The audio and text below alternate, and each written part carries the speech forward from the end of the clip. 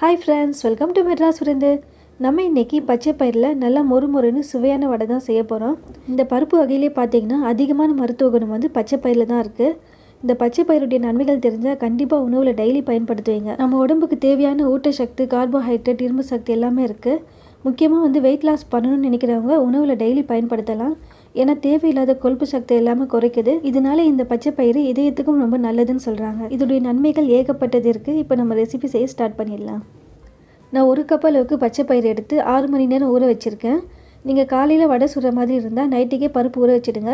அப்படி ஈவினிங் சுடுற மாதிரி இருந்தால் காலையில் ஊற வைங்க, அப்போ தான் கரெக்டாக இருக்கும். பாருங்கள், இந்த அளவுக்கு நல்லா ஊறி இருக்குது. இப்போ இதை வந்து ஒரு மிக்ஸி ஜாரில் சேர்த்துக்கலாம்.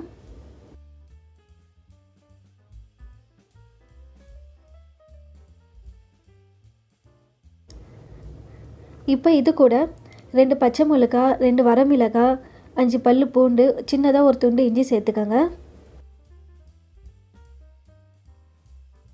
வடைக்கு தேவையான அளவுக்கு உப்பும் சேர்த்துக்கோங்க. தண்ணி சேர்க்காமல் நல்லா கொரப்பாக அரைச்சிக்கணும். ஏன்னா பருப்பு ஊற வச்சுருக்கனால அதிலே ஈரப்பதம் இருக்கும். தண்ணி சேர்க்காதீங்க. இப்போ பாருங்கள், இந்த அளவுக்கு தான் கொரப்பாக அரைச்சிக்கணும்.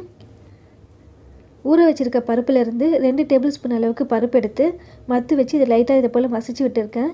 இந்த மாதிரி லைட்டாக மசிச்சு வடை கூட சேர்த்தோம்னா அங்கங்கே கடிப்படும்போது நல்லா மொறுன்னு நல்லா டேஸ்ட்டாக இருக்கும். இது கூட கொரப்பாக அரைச்சி வச்சுருக்க பச்சை பயிரை சேர்த்துக்கோங்க. ஒரு மீடியம் சைஸ் வெங்காயம் பொடியாக நறுக்கி சேர்த்துக்கோங்க.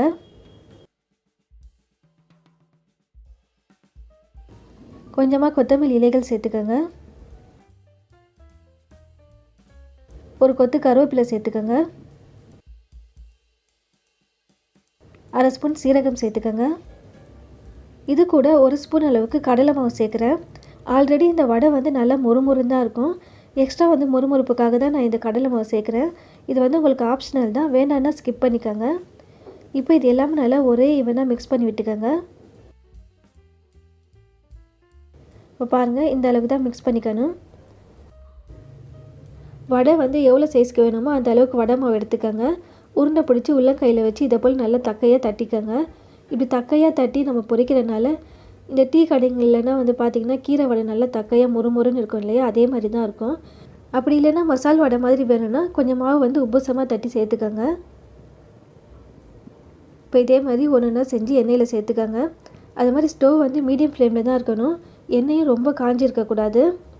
ஸ்டவ் லோ ஃப்ளேமில் வச்சுட்டு வடை பொரிச்சிங்கன்னா வடை வந்து எண்ணெய் குடிச்சிடும். ஹை ஃப்ளேமில் வச்சிங்கன்னா மேலே சீக்கிரமாக பொரிஞ்சிடும், உள்ளே வந்துட்டு வேகாது.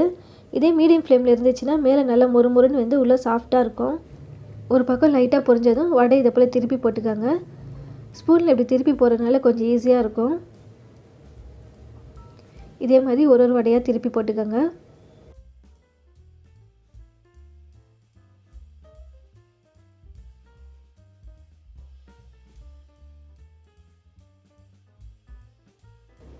அவ்வளோதாங்க, எல்லா வடையும் திருப்பி போட்டாச்சு.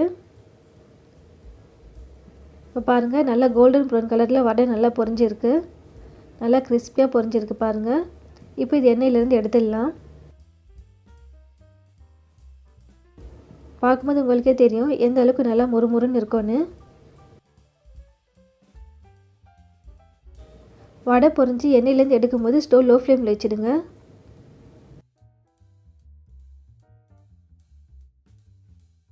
அவ்வளோதாங்க, சூப்பரான பச்சை பயிர் வடை நல்லா மொறுன்னு சூப்பராக ரெடி ஆகிடுச்சு பாருங்கள்.